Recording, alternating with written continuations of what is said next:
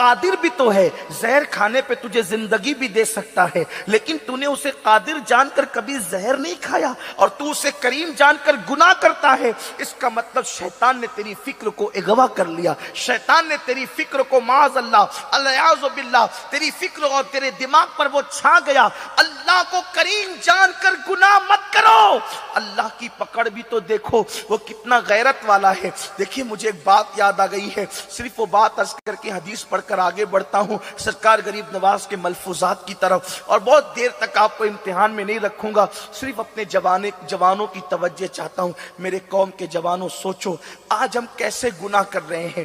داڑیاں منڈا کے گٹروں میں پھینکنا آج تو گناہ سمجھا ہی نہیں جاتا ہے، نمازوں کو ترک کرنا آج گناہ سمجھا ہی نہیں جاتا ہے۔ معاذ اللہ ہماری بیٹیاں، ہماری بہویں، ہماری بہنیں بے پردہ بازاروں میں گھوم رہی ہے، اس پر کوئی فکر ہی ہمیں نہیں ہے۔ میرے آقا علیہ السلام کے دیوانوں، اللہ معاف کرے گا، اللہ بے شک میرا ایمان ہے جب وہ بخشنے پر آئے، اگر وہ بخشنے پر آئے تو بڑے بڑے پاپیوں کو بخش دے، اور اگر وہ پکڑنے پر آئے تو بڑے بڑے پارساؤں کو ہی پکڑ، بڑے بڑے پارساؤں کو۔ اور جب وہ پارسا توبہ کرے نا، سوچے تو صحیح، آدم جیسا معصوم ایک لغزش پیغمبرانہ کرے، ایک خطا اجتہادی کرے تو اللہ جنت سے باہر کر دے۔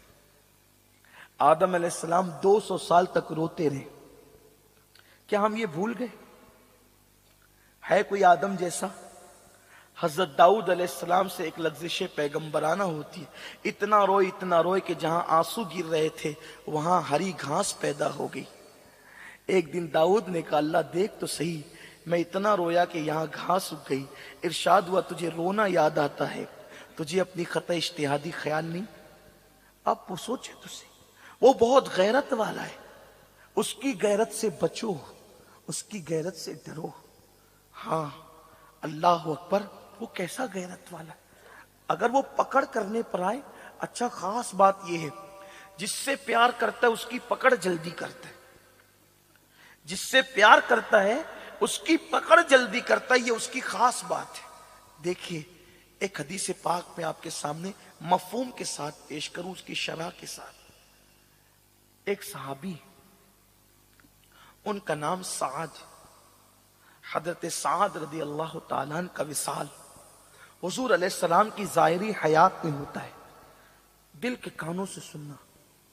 مجھے نہیں پتا کہ رات سمن والے کیسی گفتگو سننے کے عادی ہیں، لیکن آپ مجھے معاف کرنا کہ میں کوئی خطیب نہیں ہوں، شاید کسی غلط پروپیگنڈے سے متاثر ہو کر اگر آپ نے مجھے بلایا ہے تو میں کوئی خطیب نہیں ہوں، میں صرف اپنے دل کا درد لے کر آپ کے پاس آیا ہوں۔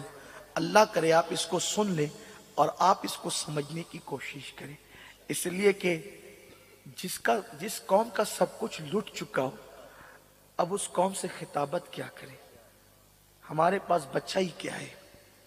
جو قوم لوگوں کو تہذیب دیتی تھی آج وہ قوم تہذیب سے عاری ہو گئی، جس قوم کی پردہ داری کو دیکھ کر لوگوں نے پردہ کرنا سیکھا تھا آج اس قوم کی بیٹیاں بے پردہ ہو کے لوجوں میں بک رہی ہے۔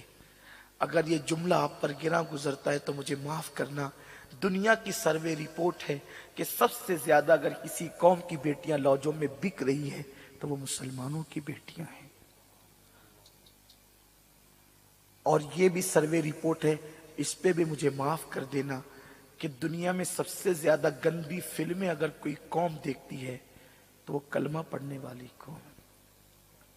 پچھلے دنوں پوری دنیا کا سروے کیا گیا کہ سب سے زیادہ بلیو فلمیں کہاں دیکھی جاتی ہے، تو ہمارے پڑوس کے ملک کا نام ایک نمبر پہ آیا جو مذہب اسلام کے نام پہ بنایا گیا تھا۔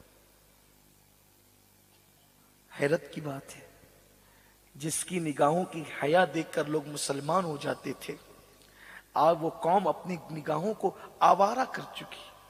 زنا، بدفعلیاں، گانے، میوزک، یہی آج ہماری پہچان بن گئی۔ ہم کیا تھے اور کیا ہو گئے؟